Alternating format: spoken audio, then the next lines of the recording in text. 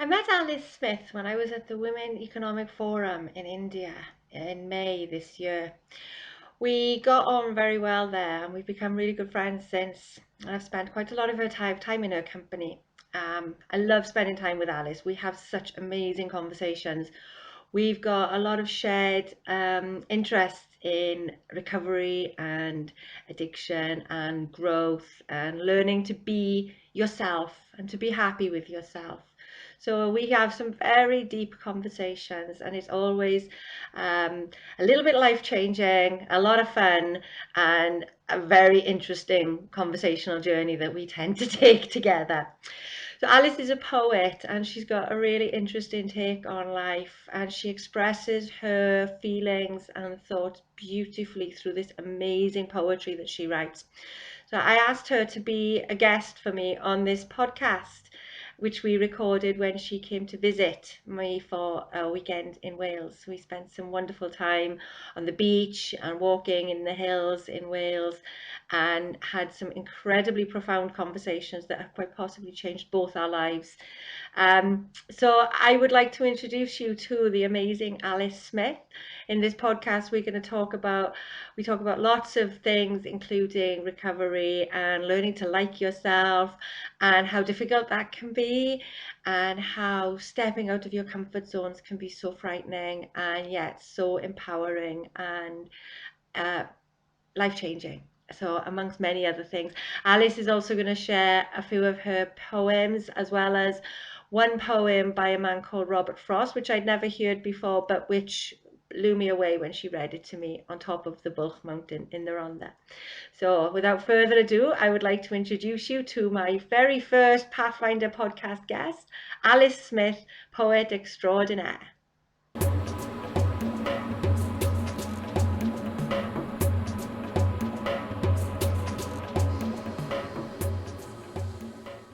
Hello and welcome to the Pathfinder Podcast. I'm Esther Nagle and I am speaking today with Alice Smith, the poet.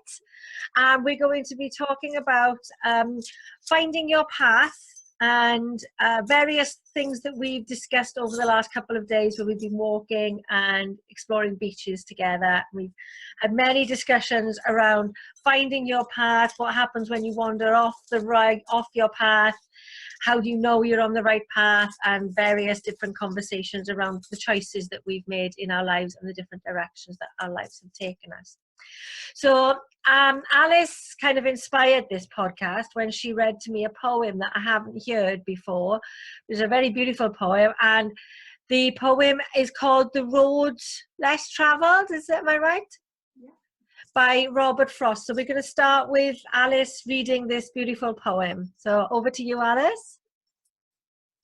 The Road Not Taken by Robert Frost. Two roads diverged in a yellow wood, and sorry I could not travel both and be one traveller. Long I stood and looked down one as far as I could, to where it bent in the undergrowth. Then I took the other as just as fair, and having perhaps the better claim, because it was grassy and wanted wear. Though as for that, the passing there had worn them really about the same. And both that morning equally lay in leaves no step had trodden black. Oh, I kept the first for another day. Yet, knowing how way leads on to way, I doubted if I should ever come back. I shall be telling this with a sigh, somewhere ages and ages hence. Two roads diverged in a wood, and I took the one less travelled, and that has made all the difference. It's a beautiful poem. It really is. It kind of knocked me for six when you read it for me the first time, and I think you just did it again.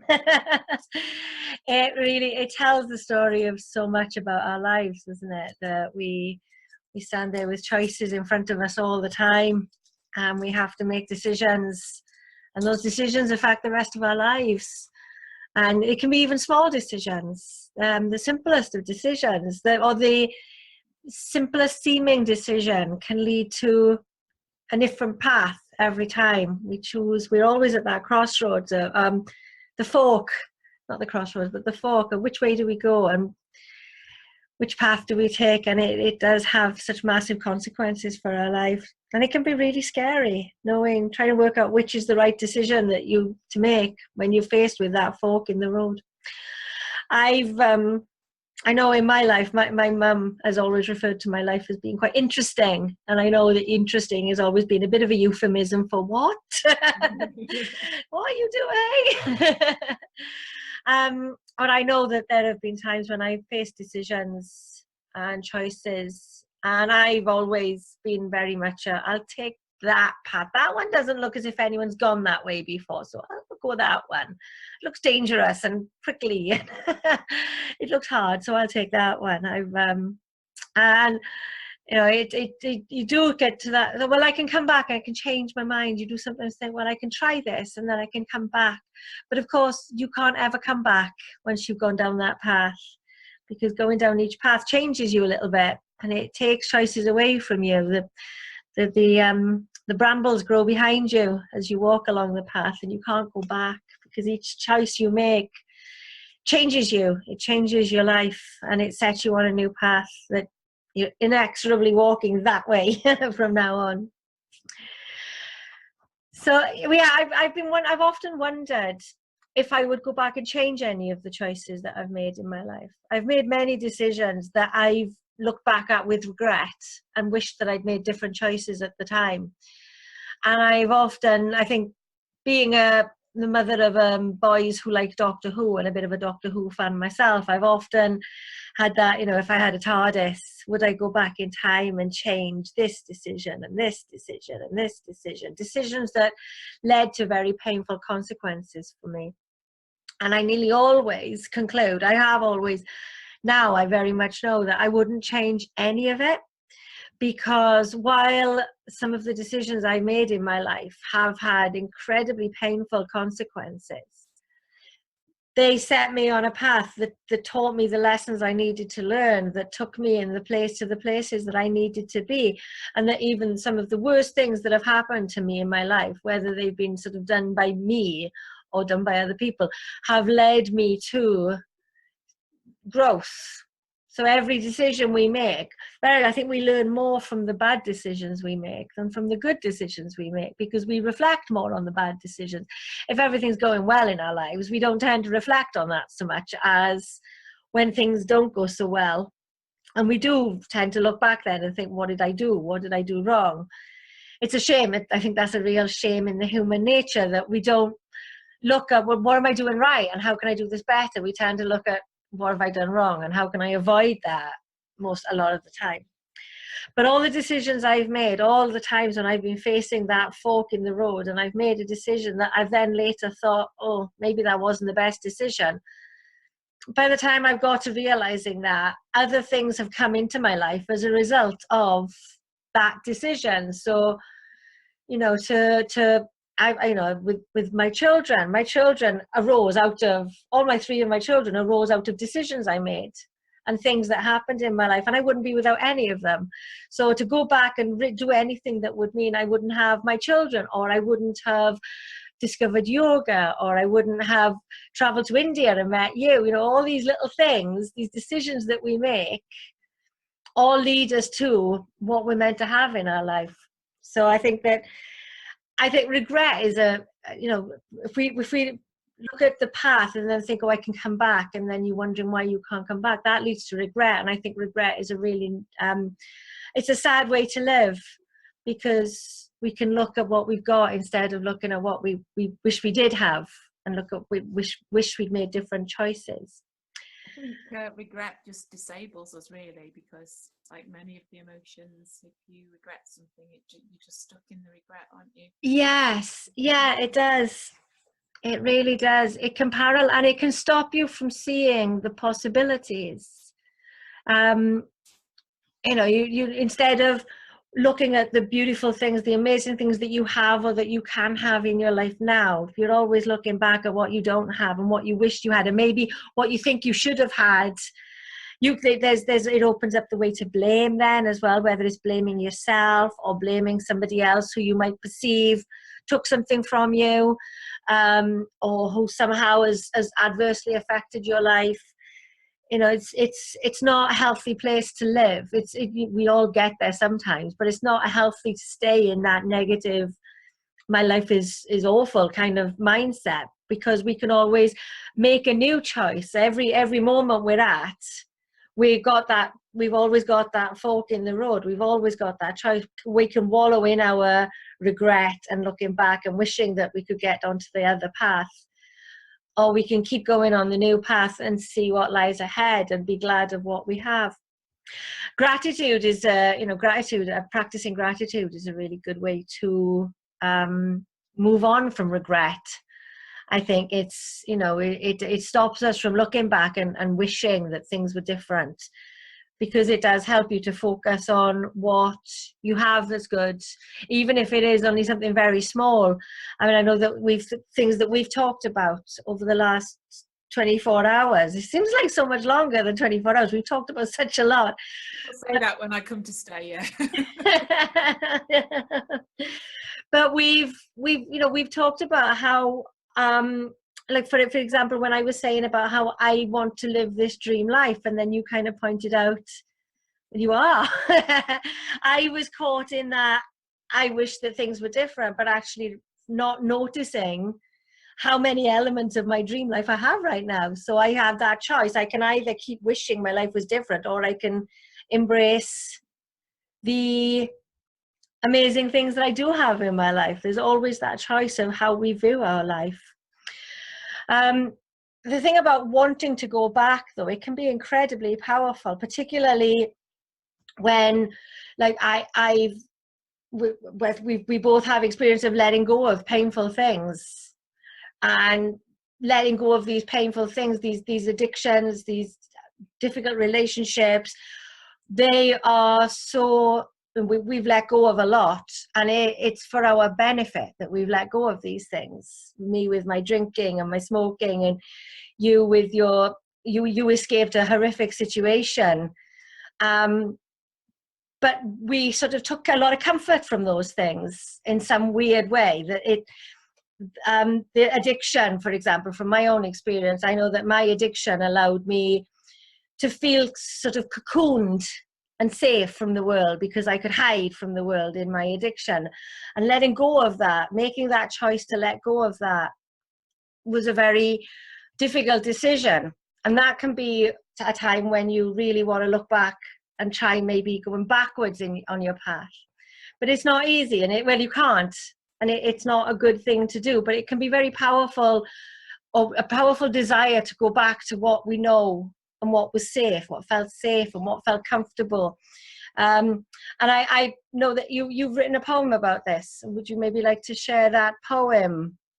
I will, yeah. Now. I was about to say that the wanting to go back was in the Swingerella stage show as a stage, because I researched the stages of grief, and I set the show eventually on those stages. And there is a stage in grief of wishing that you were back there again.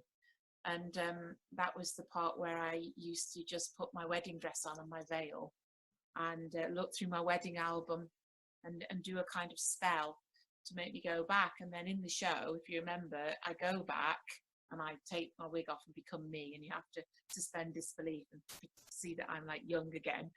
And there's a disappointment there, because I go back and it's not the same, because I hope this translated, I'm not the same person. So even in a difficult situation as difficult as mine, I've got to admit that I really wanted to go back a lot, because, as you said, it was what I knew. And the other thing I just wanted to say from what you'd said earlier was choices. This is linked to choices, because this is a controversial thing to say, but it's something that I found when I was in an abusive relationship. I didn't have to make choices, and it's one of the hardest things I've had to now do, because I didn't really have a choice on anything. I lay back in it, in a sense, and I didn't have to choose. everything was chosen for me, all the major things. So I didn't have to make choices, and that was one of the reasons why I wanted to go back. So I didn't ever have to stand at that point, like in the poem, and go, which one should I choose? Because in an abusive relationship, it's all done for you. Yeah. You don't have any consent over anything, and you don't have any choices. And it's like somebody else is in the driver's seat of your life. And so it's interesting that is my favourite poem, the poem of Red Star. Isn't that interesting? I was in that relationship and I had that poem up on the wall. But I've got to be dead honest, I didn't have to choose things. Yeah. I chose everything. So it's linked, but yeah, wanting to go back is a powerful thing. And even in an abusive relationship, you shouldn't feel bad at wanting to go back, because we're going through grief just like anybody else. You know, if we ask them to leave and they go, and my husband went and I never saw him again, that's grief. It's still grief because you were with someone all the time. It doesn't matter what they were like, and then they're not there. It's a grief. And I don't think people should feel bad about wanting it back. That's what I wanted to say to anyone if they do, because it's still normal to want it back, even if it was really bad. So this poem, Let It Go, and it's written about losing my house. So I had my house repossessed and I lost my home, and I lost my job, and I lost most of my friends now, and I've lost a career, and all those things are quite big, aren't they? And also the place I lived for the last 20 years, I'm not there anymore. So I think you'd agree that was quite a lot of loss. And so it's for anybody who's lost anything, which means all of us. We don't all have to lose our homes to get it. And yeah, it's just about at some point, got to let go. Don't care how precious it is, you've just got to go. Let it go. So it's called Let It Go. Let it go. Hold out your hands and let it go. Watch the memories fade away, sprinkled with hearts and flowers. See the hours you wasted for. You had it all, but still, let it go. Drop the money for trying. It's dying what you built here. But guilt falls too. And the future calls with love and other things. So let it go. Stop holding tight, because you're sleeping fully clothed for flight again, and you deserve freedom. So let it go and walk away. Watch the others fight for what you had to pay for. Endless days of paying out. You'll leave behind those nights you waited for love. They hated you really. So let it go. Don't play the victim here. You are the real victor here. So let it go. Grit your teeth. You lost. But darling, you were a rescue dog. Freedom costs.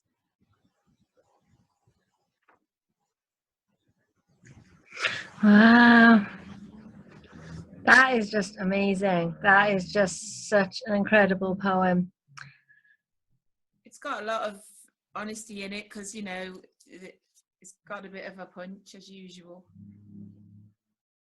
All those nights you waited for love and they hated you really. Psychopaths can't love, so you're waiting for the love, but really they kind of hate you. But yeah, let it go. Drop the money, they're trying. I'm sure people listening, you know, they can get it in some way, even if it's just that they're in a job they hate and they can't face the fact that they need to leave.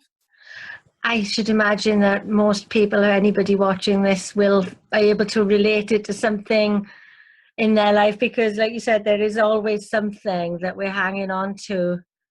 Yeah. Even if it's, you know, that getting rid of the clothes that you keep because you think maybe one day you'll be a size 8 again, when you know full well you're never going to be a size 8 again, because that was when you were 15. Little things, the things that we all hang on to so much, don't we? Whether it is big things like relationships and trying to cling on to those huge things in our lives, or the little things that, you know, the little things that we keep lying around the house that every time we see them, they just bring us down a little bit. I've got things that I still haven't been able to throw away or get rid of, give to the charity shop, that kind of just chip away at me a little bit, make me feel sad, or make me feel, books that I've got that I haven't read. I've had them for years and years and years, and I still haven't read them. And it's like they make me feel guilty when I see them. And little things or big things, we're all clinging on to things that we should just let go of. And I know, I mean, I've been doing quite a bit of decluttering recently in my house, and I know that that's very connected. If we can let go of things in our physical environment, it becomes easier to let go of things in our mind as well, that we keep these physical things, and it holds us back in our mind, keeps us stuck. Definitely. I mean, I can really relate to that, and I've got to say that I did something really miraculous, because my house it had 10 rooms in it, 3 stories. I mean, think about that, 10 rooms. And then it had, when I say it had loft space, when I pulled out stuff from just one cupboard in the loft, it filled a big bedroom. So it was, I had every single photograph that both my children had ever made, every single picture, and I can't tell you what it all was, but it filled that house. And then I was going into a house, it was getting repossessed, and I was going into a small 3-bedroom, it was like a 2 up 2 down that I'm in now, but it has an extra room on it with no storage space. And so that I wasn't going to be made homeless, I had to go here. So I had to get rid. And when I say get rid, I had, the last day I had 30 bin liners of things for the charity shop. I got rid of tables, chairs, sofas, beds,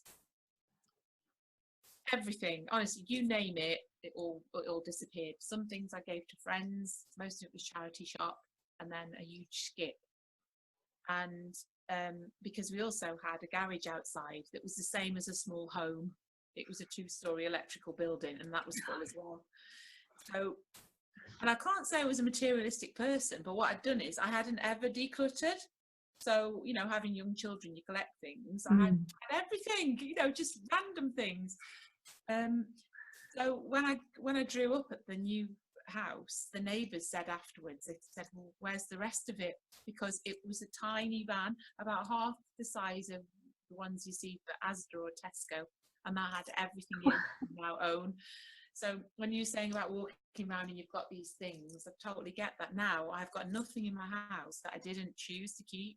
I've got hardly anything, but everything I've got had to like almost go through a test. Wow. And I'd never have done that if I hadn't had this repossession happen, which obviously is not a great thing, but and I wish it hadn't happened, but there was a plus side. Got like a real thing about, and it's carried on. So when I go shopping now, I don't buy anything that I don't need. You know, I know you know about my vintage habit, but apart from that, I don't buy things, because I just picture that skip that was full, and those bin bags. And you know, charity shops won't take half your stuff anyway now, so we have to throw it away. I came and had a look, and they were like, we can't really have a lot of this. Good. It's just stuff, isn't it? It's just stuff, and we can't let it go. No, and we attach so much importance to it, and I mean we can create a whole life around the acquisition of stuff, the consumption of stuff. I read something. I think it was in it was Georg Furstein. He writes about yoga, and he was a really good writer about yoga, and he talks about consumerism as being a sort of like a global addiction, that we are buying this stuff to fill a need in us, an emotional need in us. And we talk about good retail therapy. The shopping is something you do when you're bored or when you're sad. You want something, you want to do something. We just acquire all this stuff, and most of the time we don't need it. I mean, I know I got a real charity shop habit, and I'll go into a charity shop, and I don't do it so much now since I started doing the decluttering. I'm much more fussy. I'm much more restrained about what I buy in charity shop. But I used to go in there, buy tons of stuff, and then 3 months later I'd be giving it away again because I didn't actually want it in the first place. I just wanted to buy something. Yeah. There's such a strange relationship we have with stuff. Charity shops are bursting with stuff. I know there's one that has got so many books, they just give them away. They don't want books anymore because people don't buy them. They just give them away. Please take them. It's so funny. And then we surround ourselves with all this stuff, and it's almost like the stuff then becomes a way of avoiding what's going on up here, because we get so cluttered with our stuff. It then filters into our minds, and then we don't have to just be with our minds because we've got all our stuff around us. And I noticed that's something that happened to me when I started sort of trying to clear my mind a little bit. I felt a need to clear my house more. The decluttering the stuff went hand in hand with decluttering my mind. And the more I became wanting to be on my own, wanting to be with myself, not necessarily want to be on my own, but being able to just be with myself, I wanted to be in a less cluttered environment for it. So the decluttering process became a part of my learning to be with myself, which was quite interesting as well. It is. I think it is. I mean, I burnt a lot of my stuff because we were out in the country. So when I say burn, I had like bonfire that would go on for about 9 hours. It was a lot, and I just started to burn things, and it was really therapeutic. Mm-hmm. There was 2 marriages worth there to get through, and I found fire really therapeutic. And I think that's quite sort of primeval, isn't it? Yeah.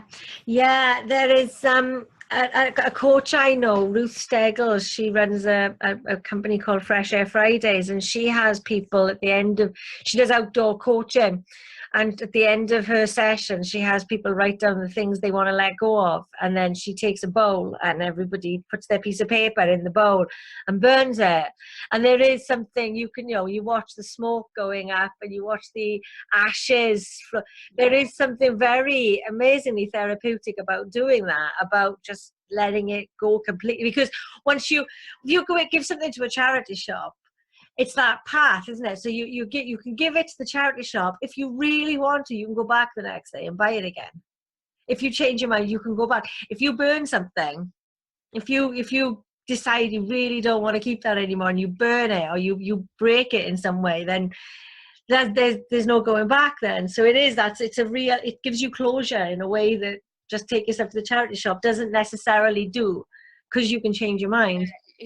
It is sacrificial almost, and it's like when you've been in something really awful, like I think some of the burning, I was just lucky that I was out in the countryside because some of the burning just had to be done, you just had to watch the flames. It's making me sound like really insane now, but I actually think if you look back in time, people used to do it a lot more, because you look at the ceremonies where bodies are burned openly. And, it was a bit like that. It's like, I'm just going to burn the whole thing. But the house is made of wood, so you have to be a bit careful. It's just in a way it's cleansing, and even if you don't want to go and like burn a lot of stuff, just decluttering is so therapeutic. And I know people will be like, oh well, it isn't, but once you start, it really is. Yeah, it really is. Yeah, I'm just thinking now. I've got a lot of wood in my garden. I quite fancy having a fire. I'm absolutely obsessed with fire now. I'm a real fire starter. It just linked back to the first poem, what you were saying, because you were saying about like, well, there's no going back. You just said that. I'm sure you did. Yeah. linking into the first message. Yes. There's no going back, you know. And if you change your mind, like a couple of times, I put stuff on the skip and I changed your mind and went back in there. But oh no, there's no changing your mind when you turn like a photograph. It's gone. Yeah.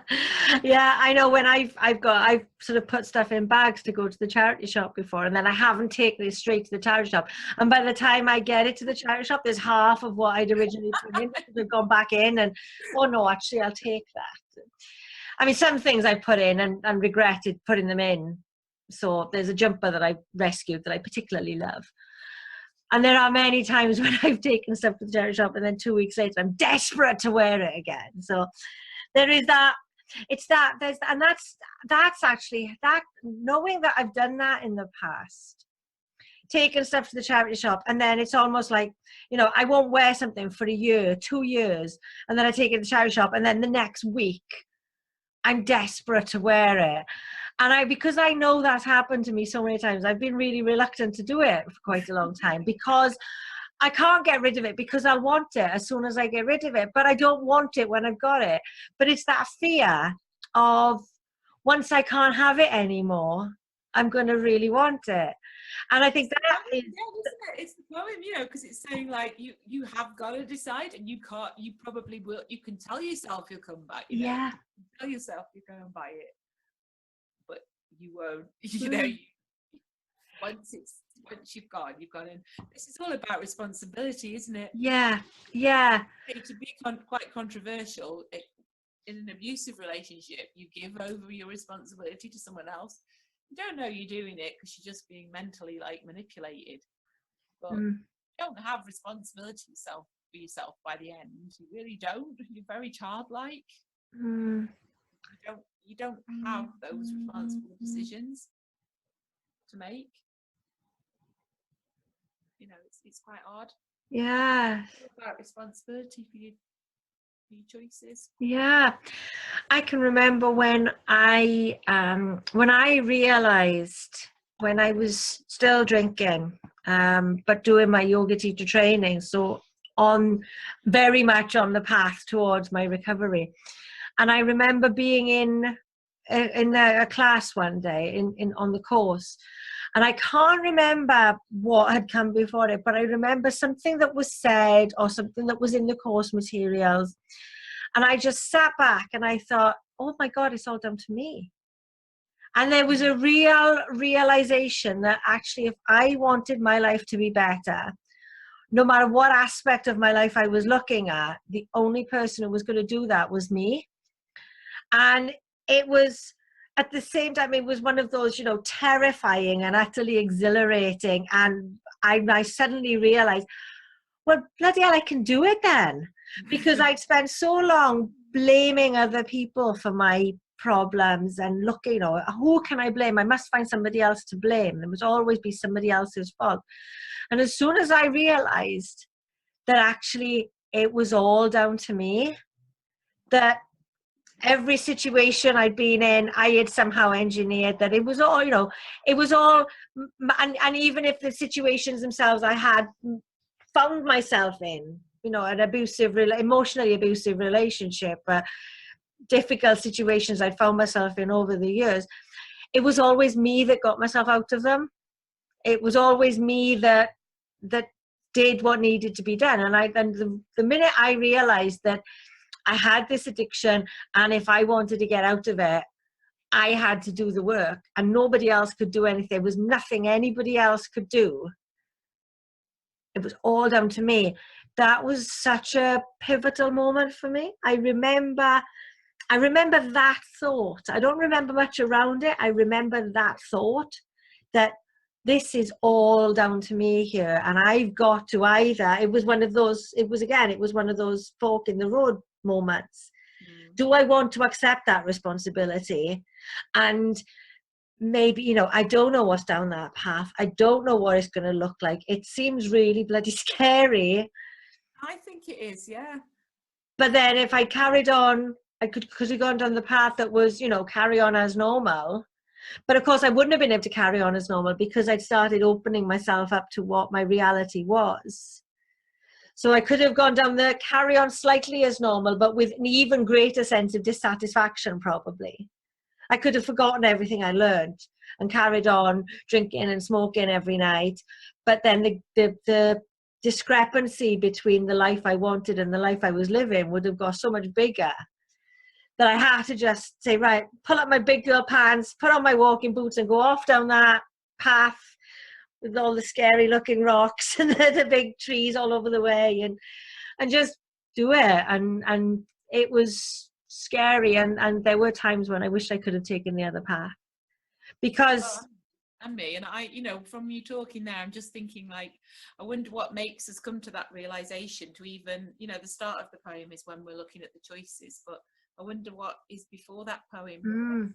What's the point where we think, is there a different way? Because let's face it, both of us in our addictive times have spent a lot of time, a lot of years in those, where we were asleep.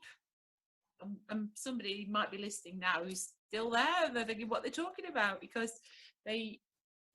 but they're interested. So how did you get to that realization? That's the thing, isn't it? How do we get to even realize there's a different path? Because when you're on the path of the addict, for me personally, I didn't know I was addicted to anything, and I was quite happy. I was in my own ways. Something must have brought both of us to that sense that there is a different way. Shall we choose it? But is it a rock bottom moment? Is it?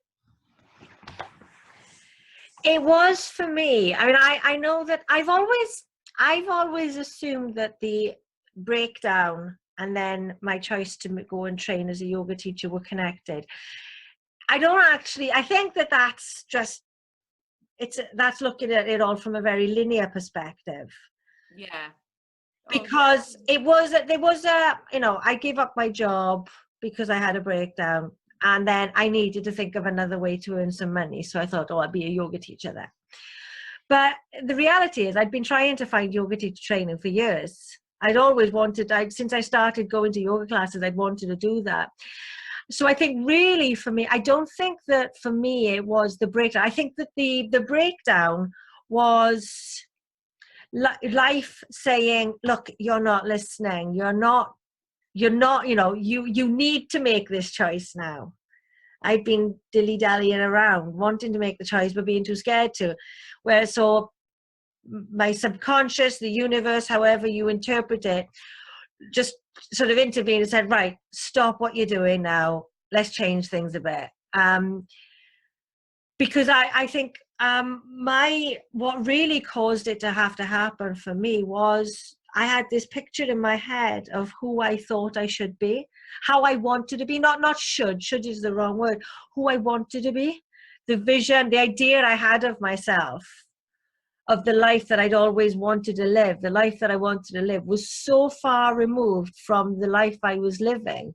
It was cognitive dissonance that was just getting bigger and bigger and bigger and bigger.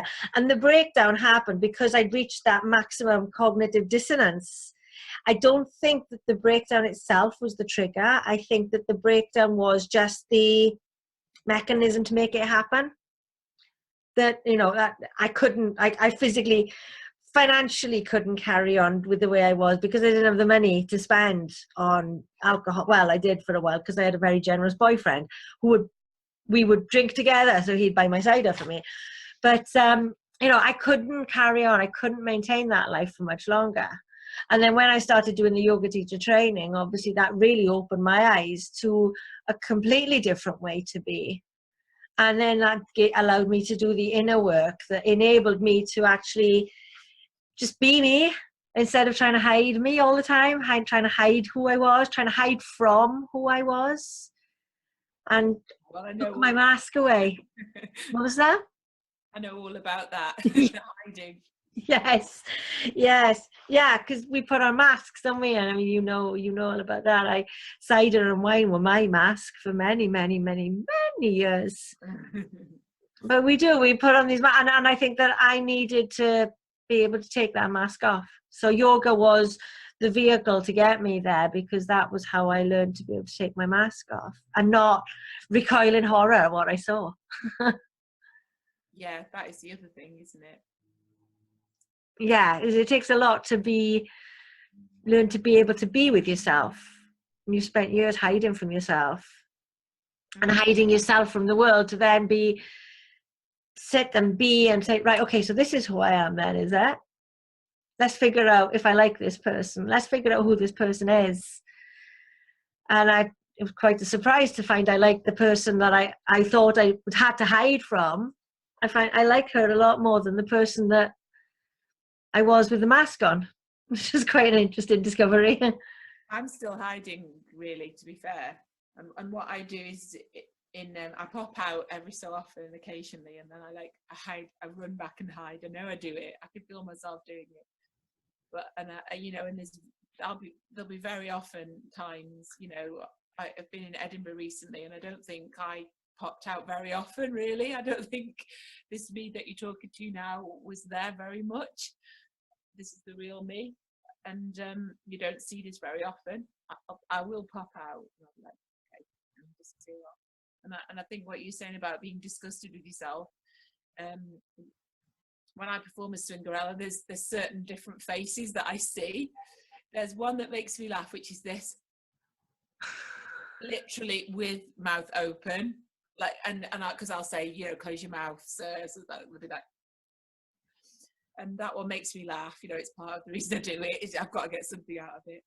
And I never get boredom, and I'll get people walking out or whatever. But there's one particular one that's repulsed. And I saw that one in India a lot, and it's absolute repulsion.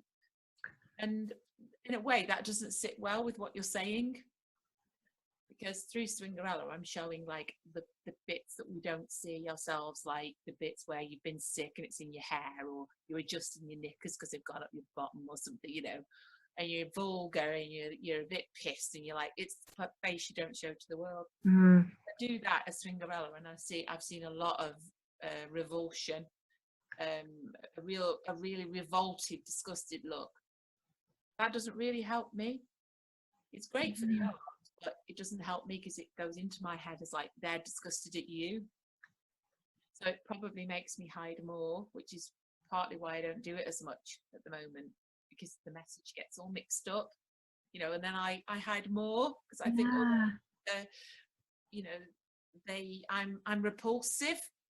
Because it literally is that face. Of course, it's all misinterpreted, because that face is probably them remembering that they looked like that last night, But what's flicked back as a performer, if you're in a vulnerable state, which to be honest I still am, it's kind of it's not always so good, because I think there is that point where you meet yourself and you're really disgusted, especially as an addict.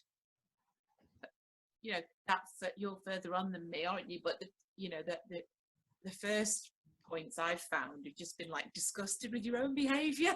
You just, because obviously you're looking at it from another side now. Yeah. Funny, you now think it's absolutely repulsive what you did. And I think anybody who's sort of at the start it's kind of normal to feel disgusted, I think, wouldn't you say? Yeah. I've looked back at some of the things that I did or said, or the person I used to be when I was drinking all the time, and there have been some times when I'm just like, I just don't ever want to remember that again. That was horrendous. I can't believe I said that. I can't believe I did that. What was I? Who was I? You can't. So yeah, that's. Yeah, and when you come out of that, you have to face that. When you're in that, when I was getting pissed all the time, I could say, oh well, I was drunk last night, and I could just laugh it off. But when you step out of it, and you have to then look at yourself slightly more objectively and differently, I look at myself differently. I look at the way that I used to behave very differently now. I didn't even realize what an awful person I was then, and now I look back at the way I behaved, and I'm ashamed of myself. I try not to use that. Ashamed.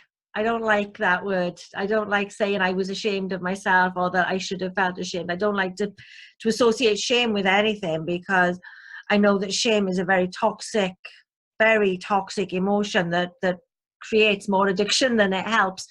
But I do look back at the person I used to be with pity, and there is a bit of disgust and repulsion in the way that I see my behavior, not myself, not the person, but the behavior. We talked about that, about how it's about the behavior. It's not, you need to associate with the behavior, not with the person, that the person isn't the behavior. And that was one of the things that yoga taught me, was that how I behave isn't who I am, but I can change how I see myself as a result by behaving differently. So I can make choices. Again, it all comes down to choices. I can choose to behave in a way that is going to make me feel good, rather than behaving in a way that's going to make me feel bad.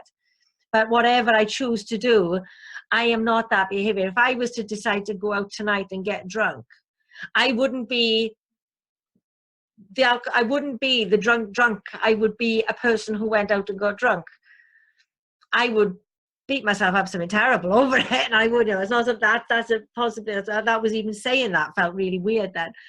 But that's one of the most important lessons that I think I would like to teach people, is that you're not what you do. That you so if you feel that you are a terrible person because you do this, that is such a toxic and a terrible way to feel, because you can't separate yourself. You can't make amends for behavior when you think that you are that behavior. You think that that is entirely who you are.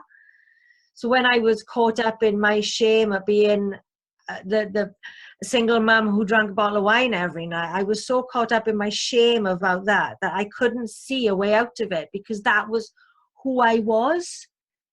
And so once you think that's who you are, you've got no escape from that. You've got nowhere to go, because how can you escape from yourself? Well, I think I did escape from myself by creating an alter ego. But I totally agree with you, because the alter ego was the self I was ashamed of. And although Swingerella started off as fun, the last year Swingerella has been used to show that actually there's something really disturbed underneath.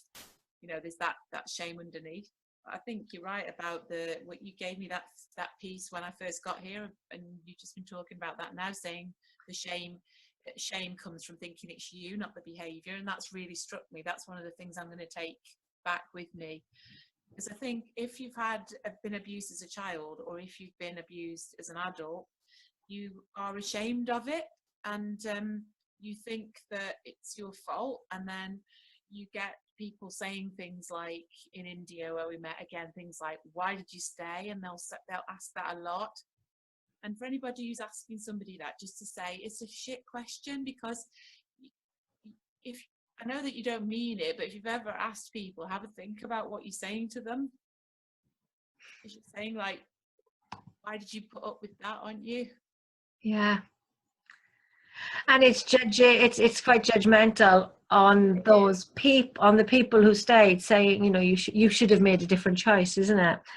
It's blaming them. It's blaming the person who stays for the fact that they've stayed. It's a difficult question. I'm looking for my charger because the phone's about to go off. So we're having a bit of a technical issue, because Alice's phone has just died on her. So she is now currently putting her phone on charge. So I'm going to just share a little bit more with you. And what I wanted to talk about was about, we started talking a little bit about how we like to stay, and how comfort zones, so it made me think about comfort zones, and how sometimes we stay in our comfort zones. We like our comfort zones. And hey, Alice, I'm good to have you back. I'm just talking a little bit about comfort zones. I was just going to talk a little bit around how we can stay in our comfort zones, which I think very much links to what we were just talking about before you got cut off. About and so when we're faced with that choice, those choices sometimes of, do we stay in our comfort zones, or do we push out there where it's scary, where it's unknown, but maybe things will be better. So that links, you know, very much the addiction thing, the staying in the relationship rather than leaving, staying in the addiction, you know, the drinking a bottle of wine every night rather than trying to be living without it, staying in that comfort zone, even if it is harming you and you know it's harming you. It can often be a lot easier. It's always easier to stay in the comfort zone than to branch out and to try life outside the comfort zone. It takes a lot of courage, and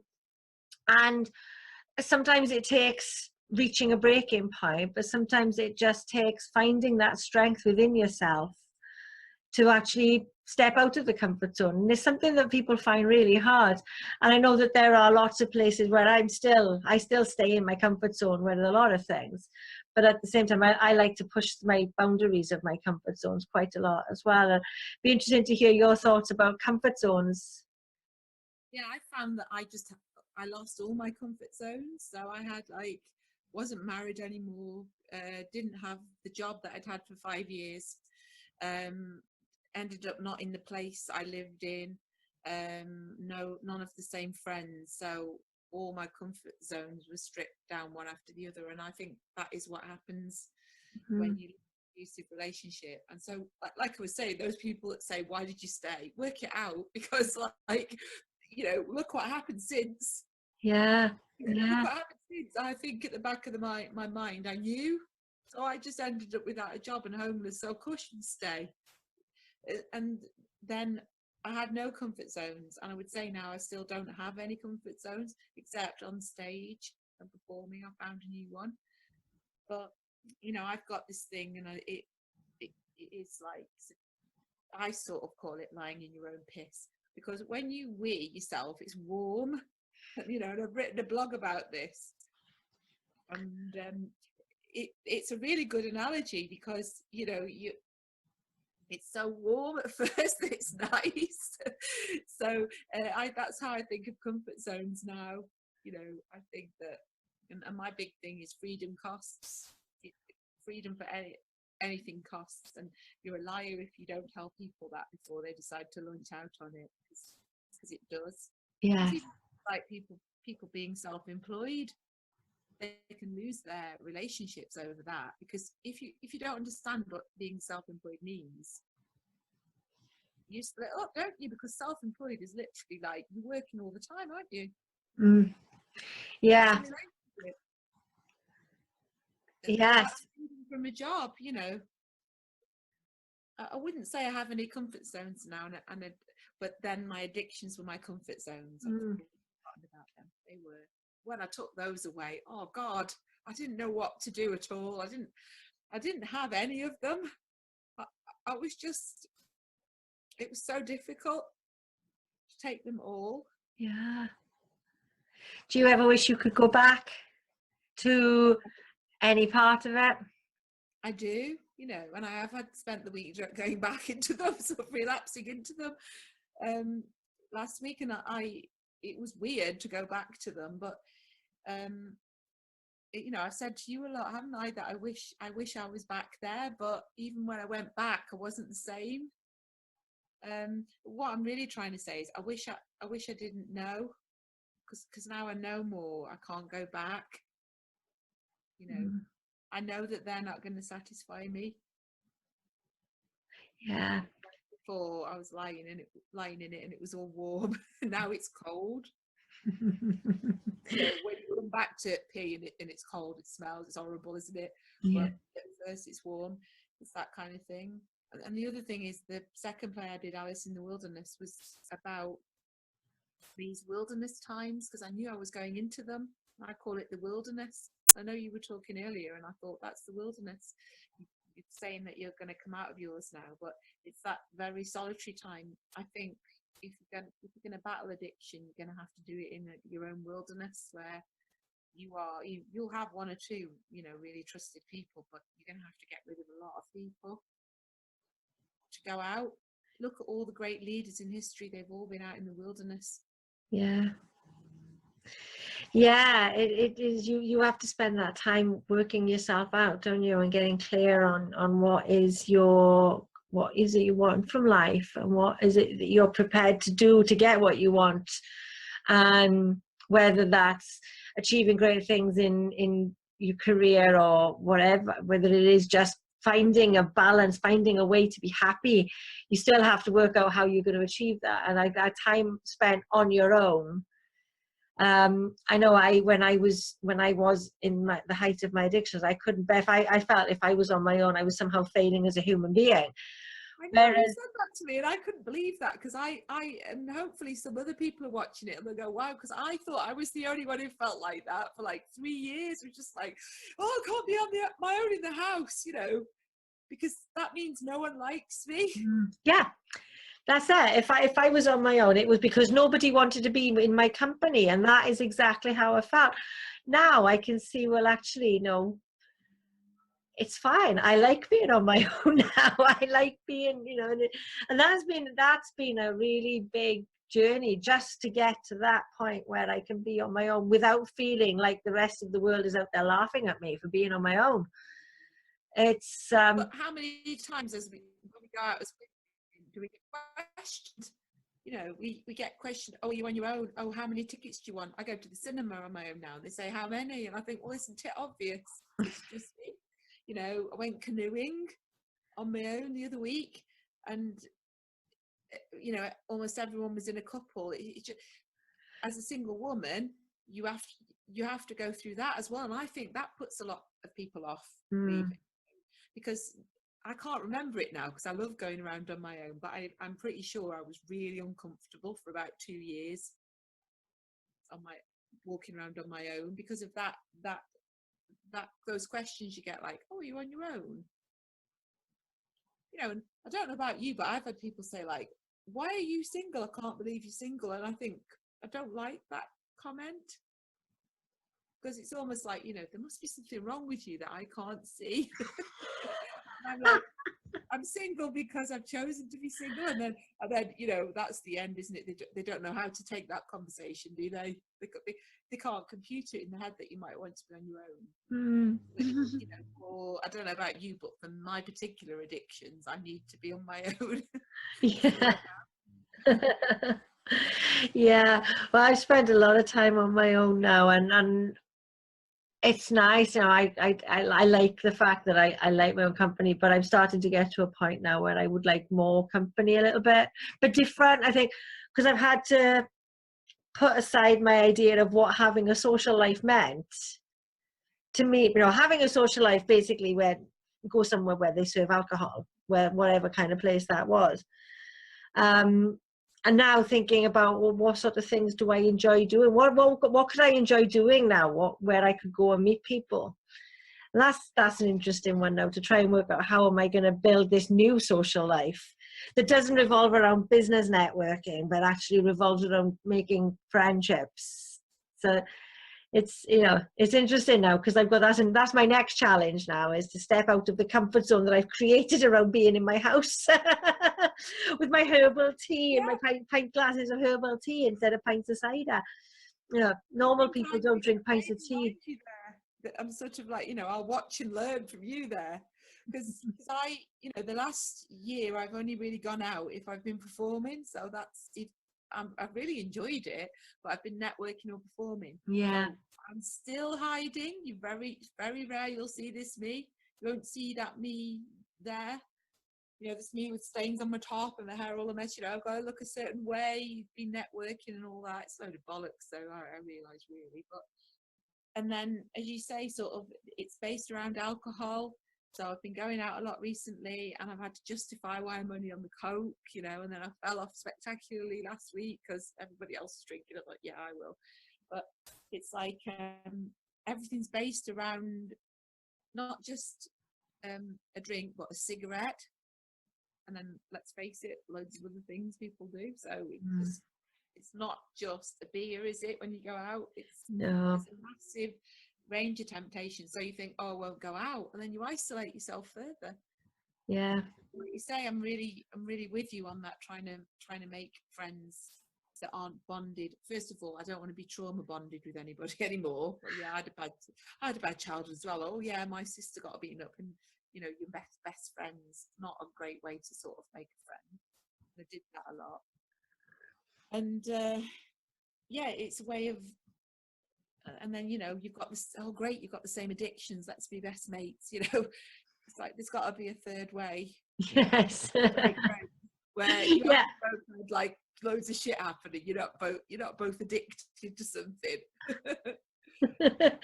I think that it must be possible, because I'm sure that there are people out there who make friends that don't have shared abuse or addictions to their, but Not the alternative scene, Esther. well, your new canoeing club should be a good place to start. Well,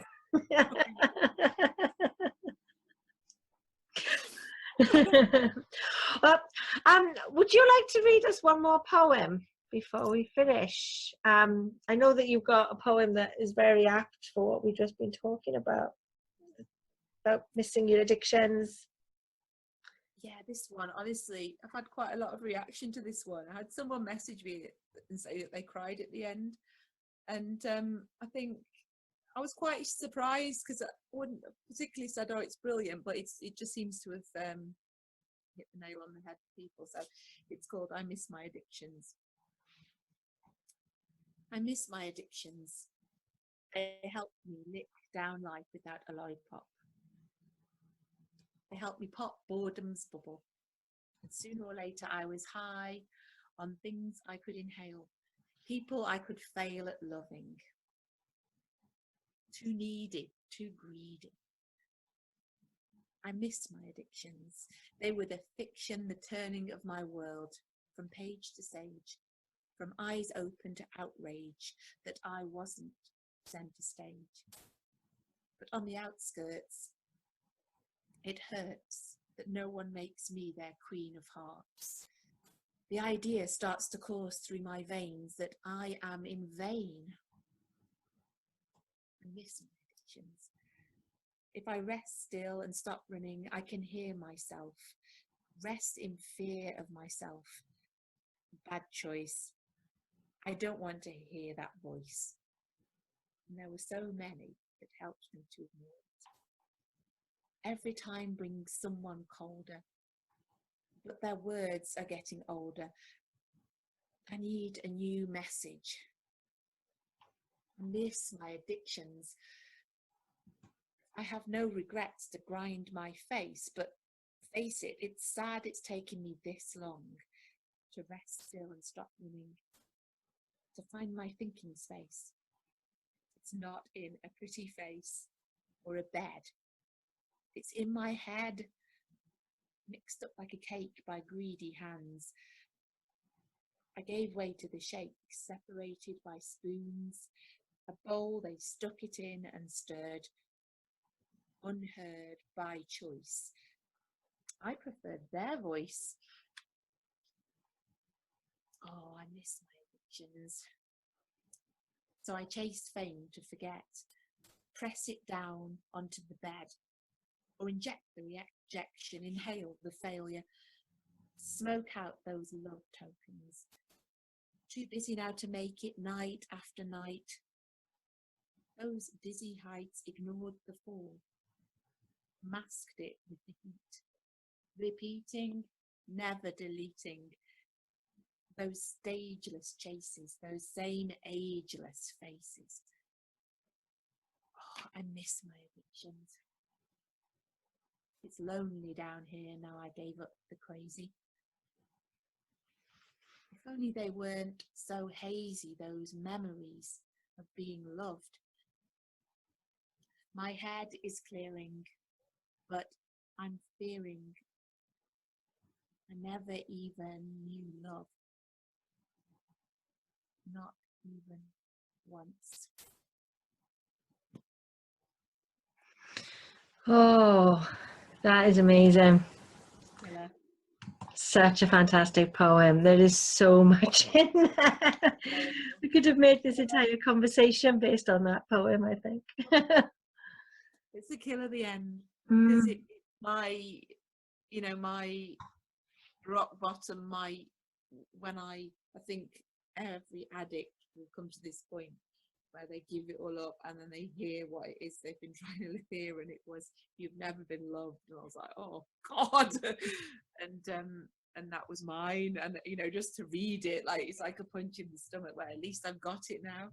Yeah. Every addict, it will be there, it will be something different, and no wonder that we don't want to give up the addictions, because we don't want to hear it. It's a killer.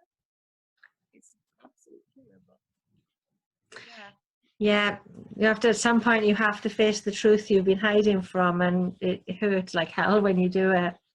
yeah, Yeah. but it's worth it, don't you think? I mean, you're further on than me. You were saying earlier, it is worth it. Yes.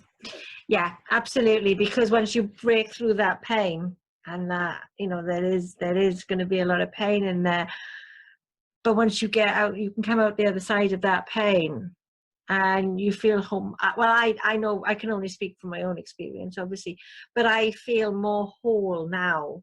I've sort of, through my yoga training, I basically dismantled myself and then put myself back together again. So in that dismantling, I had to take out every piece and look at it really hard, and then decide if I wanted to keep it or not. So I've left out some bits, and so now the me that is there now there's some bits that I've discarded along the way, but I feel more whole, if that makes sense.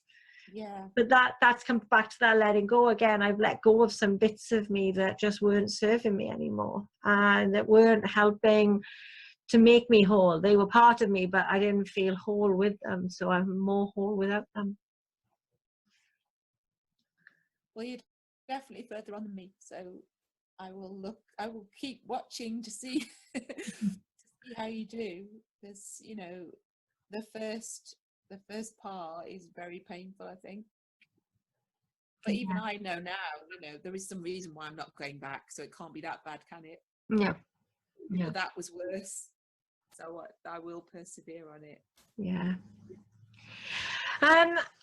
Is there one final message, just like a one-liner message that you'd like to give to anybody that maybe has identified with anything you've said in your poetry? Oh, as always, still breathing, not dead. I've got a YouTube channel. It's called Alice Smith Poet, as well as the Swingerella one now, and it's on there, and it's in Alice. So, I think I mentioned it last time. It's my favourite bit, because it's from one of these grateful lists, which it's okay to say, let's have a gratitude journal. But I'm going to be dead honest now. I had a point where I wasn't grateful for anything at all, because I just had no money and was losing my house. So I just put down still breathing, not dead, and I couldn't think of the three. And it's a poem on there. But that's my message. And quite a few people say to me, have you got any message? And I go, yeah, still breathing, not dead. And if you can say that as a survivor, then you're okay. It really is as powerful as that. You do need a number three eventually, but if you've got those two, you've survived. Oh, that's great. that's really good. I know that there's a quote from the Buddha, and I can't remember it to quote it properly, but he's basically saying, if you're healthy, be glad you're not ill. If you're ill, be glad you're not dead. Yes, same thing. So whatever situation you're in, there's always something that you can be grateful for, even if it is, I've just taken another breath, I'm still alive. Yeah. While there's life, there's hope. You just got, that's why I kind of get a bit annoyed with gratitude journals, because sometimes you can only think of the fact that you're not dead. You just have to put it down. And that's a start.